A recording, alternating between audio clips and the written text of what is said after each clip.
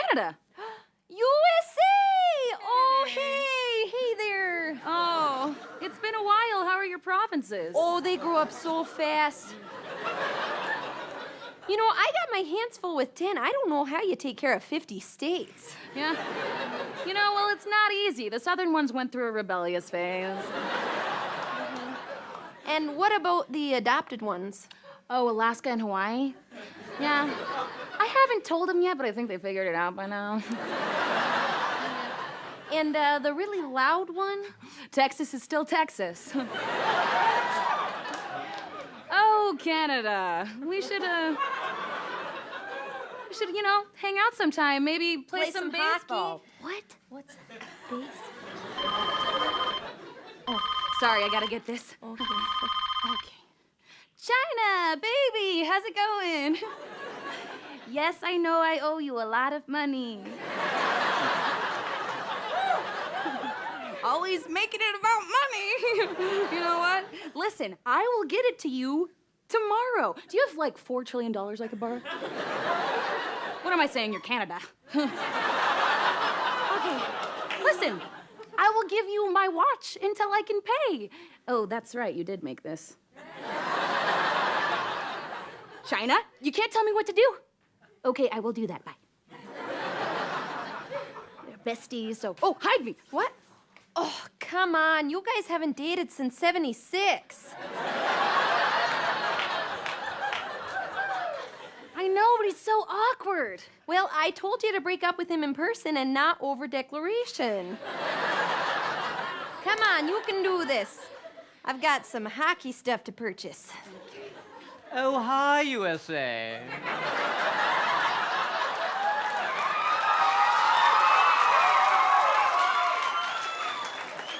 Didn't even see you there, which is weird because you put on a lot of land.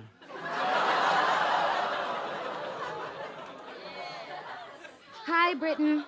You know, I've just felt so free the last few centuries, what with the breakup and all, never looked back. You tried to get back together in 1812. Yes, well, anyway, I've just been having so much success lately with the Beatles and Harry Potter and Downton Abbey. I don't even think about us anymore. That's great. Take me back, please. Britain? Is it another man? Is it France? Oh, gross, no. Zena Minkiepa. Then what is it? Give me a reason. Okay, you want to know why? I will tell you. North Korea. Yeah.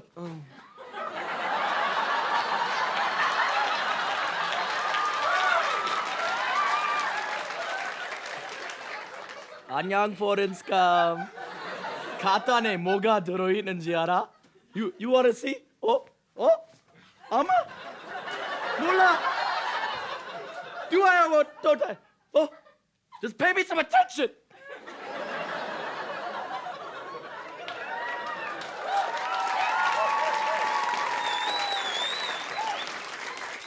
Okay, I will tell you why. When we dated, the sun never set on your cheating. You made a pass at every country you saw. Australia, India, Bahamas.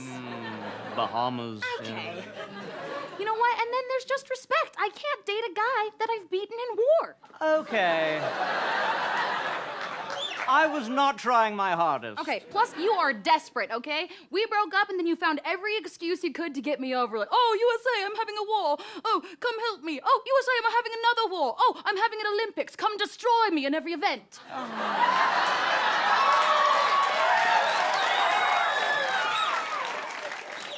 Desperate. Am I right, Switzerland? I'm staying out of this.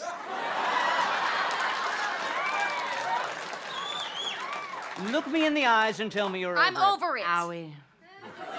Look, I celebrate our breakup with fireworks, okay? I blow things up. Fine then. I don't need you or your bad credit. Okay, I don't need a boyfriend who plays the wrong football. Ah, right. I'll see you later. Have a good obesity epidemic. Get a dental plan. Which way did Canada? That way. Oh, Canada.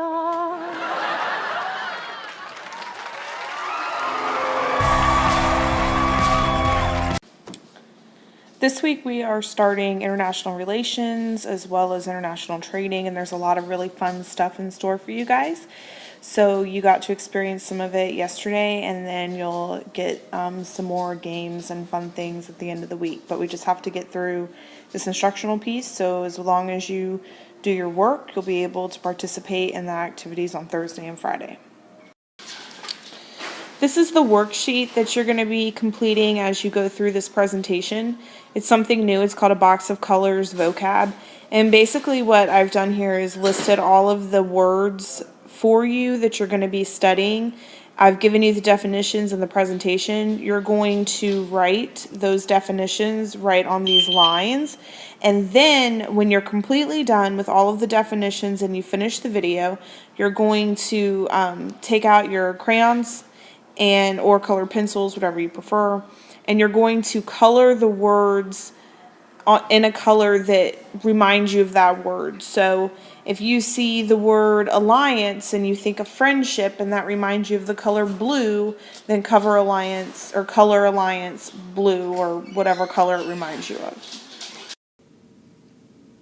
So we're going to be looking at international relations, and international relations is defined as the study of relationships between countries. Currently in the world, there are 195 recognized countries.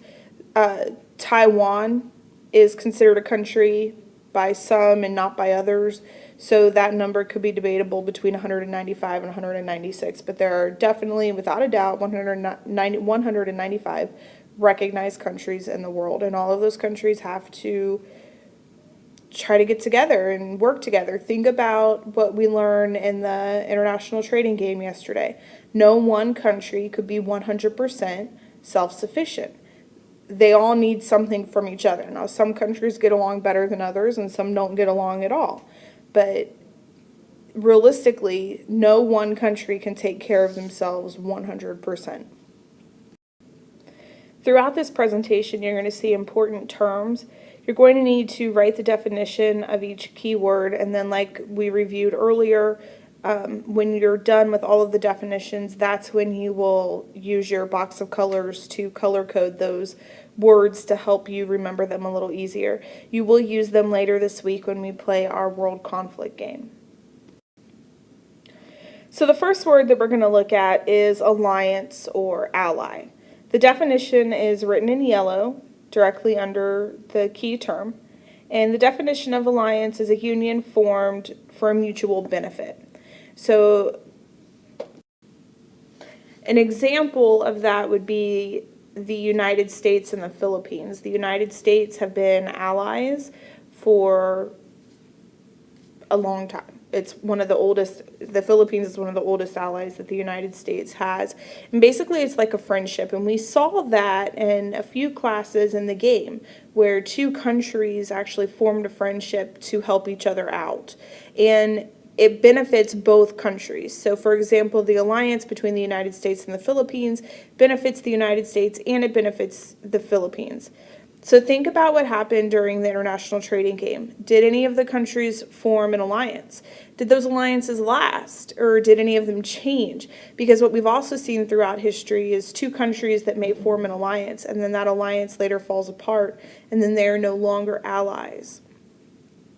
Do you think that this could apply to the real world? Which, the answer to that would be definitely yes. And then you'd have to go back and think about where have we seen this and how has it changed and how has it affected the outcome of a situation. Diplomacy or diplomat, every single country in the international trading game had a diplomat yesterday. So the definition of diplomacy is the act of managing international relations sensitively and effectively. So the job of the diplomat would be to deal with the other countries in a way that's not going to end in chaos or war. You want to be effective, but you also want to be sensitive to cultural differences or differences in beliefs or whatever. So the diplomat would be the actual person that does that, and diplomacy is the idea. So in your group, the person that was traveling to other countries making trades and deals and selling your product to the international buyer. They were your diplomat. They didn't want to upset the international buyer because then that person wouldn't buy their product, and they didn't want to upset other countries because then they wouldn't be able to work together. So thinking about the game, did every country practice diplomacy? We know they had a diplomat, but did they actually practice diplomacy? Did the countries that practiced diplomacy, were they more successful than those that did not? Did a lack of diplomacy lead to any negative consequences? Were people kind of shunned or, had their turned away by other countries? Did the buyer decide not to buy any of that group's, products or whatever?